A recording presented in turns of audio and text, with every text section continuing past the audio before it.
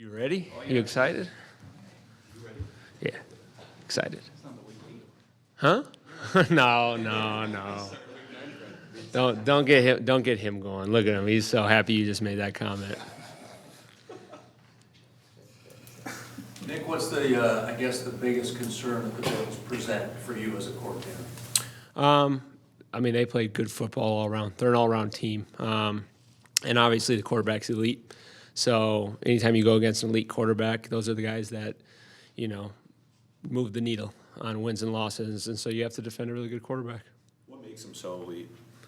I think the ability to play the game multiple ways. Obviously, like everyone can see the talent, whether it's the arm talent or the mobility, the power that he runs with, right? But the ability to play on schedule and off schedule at the right time, sees the ball, oh, there it is, it's open, gets it out of his hand. Oh, here comes pressure, gets it out of his hand, but nothing's open. Now he knows how to extend and make plays down the field. So just a complete player in that aspect, which is what makes him hard to go against. You talked about his power. How tricky can it be with a quarterback with that size, especially when he's on the run? Because if you're a defender, you can't let up and think, oh, he's going to slide. Yeah. Because if he does it, then he's going to run you over. Yeah, fast and powerful, and you have to do a really good job. It's no different than like tackling a running back. We have to take good angles. We have to wrap up and get him to the ground because he's a load to bring down, and he fights for the extra yard, or if he's in the pocket, to stay up and still get that pass downfield.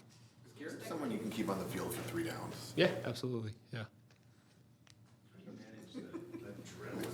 We're talking with Drew a little bit about this, but just your guys' adrenaline right Yeah. before they kick off. That's a really good question. We talked about it on defense the other day because I found myself in my office with my adrenaline way too high because I'm just, week one, that'll calm down, but, you're game planning over a week in advance and you're thinking about the game. You're thinking about the players making plays. You're thinking about your goals as a team, as a defense, individually, and it gets you really hyped up.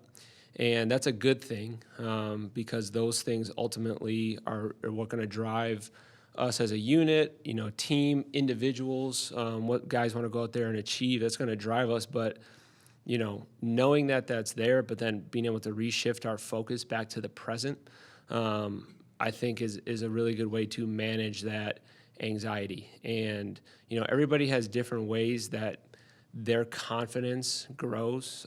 Some people it's about their preparation, or some people it's about the togetherness of the team, or some guys it's about just feeling that energy. It gives them confidence, which really can ultimately hopefully bring that anxiety down. So whatever it is that makes you confident in that moment, have that, be that, get ready for that, but, just focusing on where you're at each second, whether it's right now during the week or, come before that game. You got to really hone in and train this because it's legit. Last year, I remember feeling that first week as those butterflies are going. So you have to be able to manage that. Was it challenging dealing with the tight end Kincaid? It seemed like that was kind of his go-to last year. Yep. And I know they have new receivers and not necessarily the bigger name guys, and he'll try to spread it around. But is Kincaid kind of a focal point? He is. He's a really good player.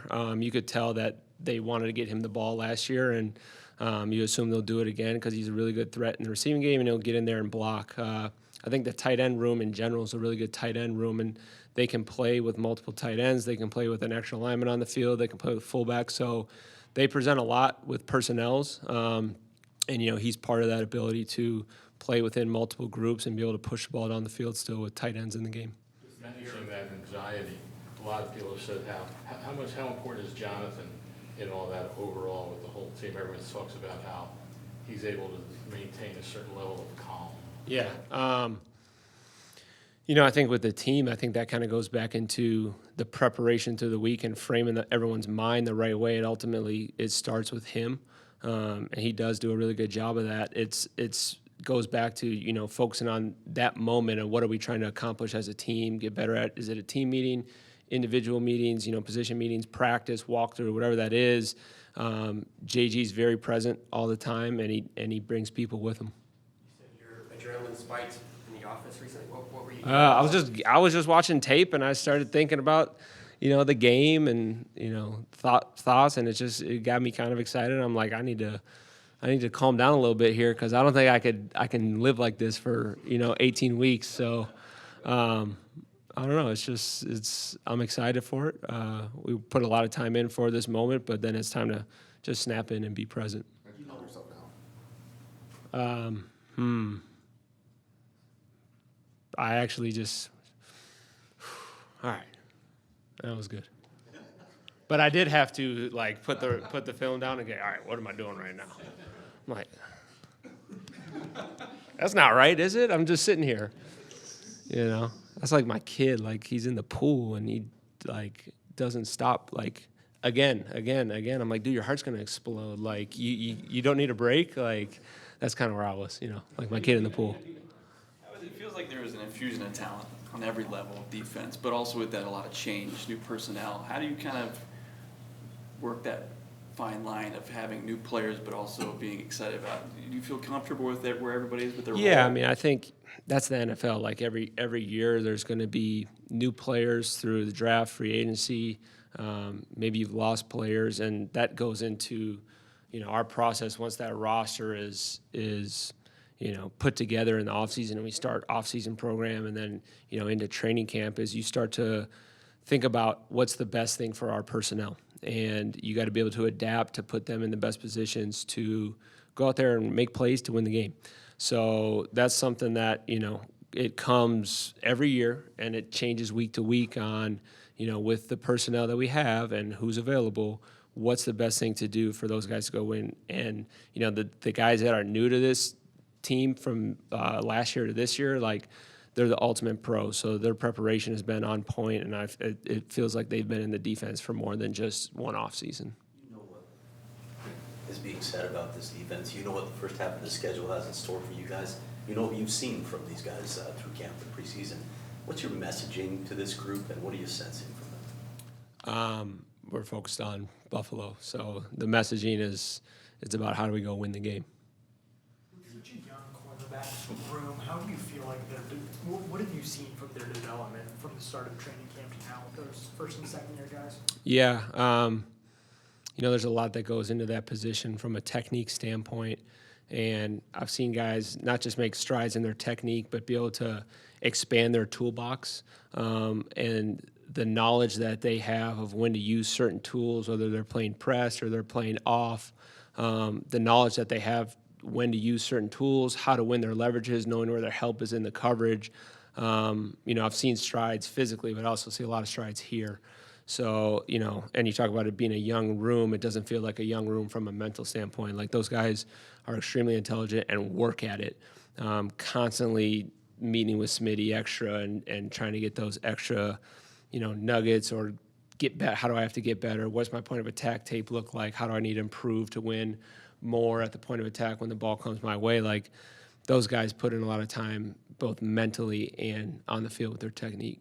Are you of the mindset that you can get a gauge of where your team, your unit is after week one? Like, do you think afterwards you'd be like, all right, this is what we need to work on, or is it too early?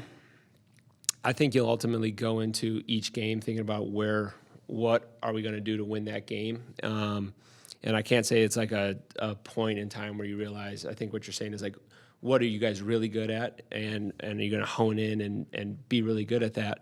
I don't think that just happens in one moment. I think it can kind of progress over time. It's not black and white, right? It might be gradual kind of shifts in one area of the game plan. And then as, maybe other areas like, what is first, second down? What are we really good at? What should we major in? Also with what it is to win that game. And then third down might be different. 2-minute might be different. Red zone might be different. So that's something that just continually happens over the course of a year. Do you anticipate them coming out, they consider their offensive line a strength, they consider their running back a strength. You think they might come out and just try to pound the ball at you? Give it more Yeah, I mean, they're a well-balanced offense. So you got to be able to prepare for the run game, but also like quarterback's a really good player, right? So they're going to be able to pass the ball as well. So you got to be able to prepare for both. I was with Dalvin in Minnesota. I swear I'm watching Dalvin on that tape because they are similar. He's a really good player. The O-line plays really good together. in the run game and in protection. So they're well balanced at, run and pass. They could, come out and try to attack you in multiple ways because they have the people to do so. What are your thoughts on Kaiser and Buda being voted the captain, their impact on the locker room? Yeah, obviously those guys have a big impact, and I'm excited for them to be captain. I know they're excited about that. But honestly, like the leadership of the whole, I'd say, locker room, but talking the defense specifically, I think it goes pretty deep. Like there's so many other guys to me that are leaders and guys that people are going to follow. On the defensive line, JJ, Bilal, outside backers, Xavier Gardek, like phenomenal leaders. You got JT in the secondary, you got SMB, Mac Wilson, Chris Barnes. Like there's so many leaders on this defense that it's not just the guys with the C on their chest that are going to lead the way and bring people along with them. There's a lot of people, and it takes a lot of people to get you on track on where you want to go as a team and as a defense. Going off of that a little bit, do you sense that there might be a chip on the shoulder of the guys in the room?